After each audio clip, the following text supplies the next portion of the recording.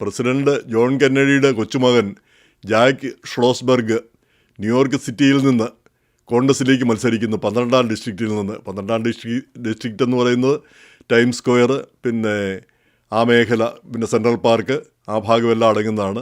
അപ്പോൾ ഇപ്പോഴവിടുത്തെ പിന്നെ കോൺഗ്രസ്മാനായിരിക്കുന്ന Jerry Nadler അദ്ദേഹം റിട്ടയർ ചെയ്യുകയാണ്. പകരം ആ ഒരു ഓപ്പൺ സീറ്റാണ്. അപ്പോൾ പിന്നെ ജയിക്കാനുള്ള സാധ്യതകൾ വളരെയുണ്ട്. ഇദ്ദേഹത്തിന് 32 വയസ്സേ ഉള്ളൂ. അപ്പോൾ ഇത് സംബന്ധിച്ച് ഇദ്ദേഹത്തിൻ്റെ മത്സരം സംബന്ധിച്ച് ന്യൂയോർക്ക് ടൈംസിലൊരു ലേഖനം ഇന്ന് വായിക്കുകയുണ്ടായി. അത് വായിച്ച് അങ്ങ് ക്ഷീണിച്ചു പോയി. ഈ ന്യൂയോർക്ക് ടൈംസും മറ്റും ഇങ്ങനെ ആളുകളെ പീഡിപ്പിക്കുന്നത് ശരിയല്ല. നീണ്ട ലേഖനങ്ങൾ, ഇതൊക്കെ വായിക്കാൻ ആർക്കാണ് ഇത്ര അധികം സമയമുള്ളത്?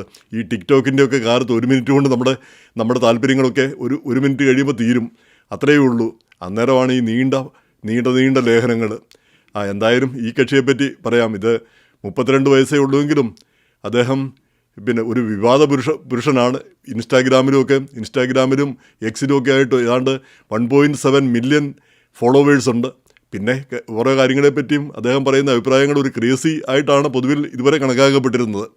പക്ഷേ പിന്നെ സൊഹ്റാൻ മാംദാനിയെ ആദ്യമായി എൻഡോഴ്സ് ചെയ്ത ഡെമോക്രാറ്റുകളിൽ ഒരാളാണ് അദ്ദേഹം. അപ്പം പിന്നെ മാംദാനിക്ക് 34 വയസ്സ്, ഇങ്ങേർക്ക് 32 വയസ്സ്. എന്ന് മാത്രമല്ല, മാംദാനി ആൻറ്റി അല്ല എന്നാണ് ഇദ്ദേഹം പിന്നെ സമർത്ഥിക്കുന്നത്.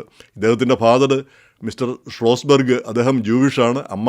ഇദ്ദേഹം കാത്തലിക്കായിട്ടാണ് വളരുന്നത്. അമ്മ പിന്നെ കരോളിൻ കെന്നഡി, നമുക്കറിയാം, ജപ്പാനിലും ഓസ്ട്രേലിയയിലും പിന്നെ അമേരിക്കയുടെ അംബാസഡറായിരുന്നു.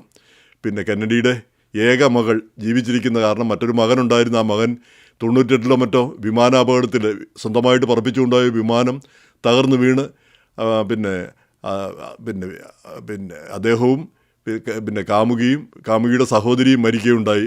ആ വിമാനം കടലിൽ നിന്ന് പൊക്കിയെടുക്കാനായിട്ട് അന്ന് പ്രസിഡന്റ് ക്ലിൻ്റൺ ഉത്തരവിട്ടതും അതിനു വേണ്ടിയിട്ട് ഒരുപാട് പണം ചെലവഴിച്ചതൊക്കെ അന്ന് വലിയ വിമർശന വിധേയമാവുകയുണ്ടായി. അത് നമ്മൾ പലരും പിന്നെ പഴയ ആളുകൾക്ക് ഓർമ്മയുണ്ടാവും.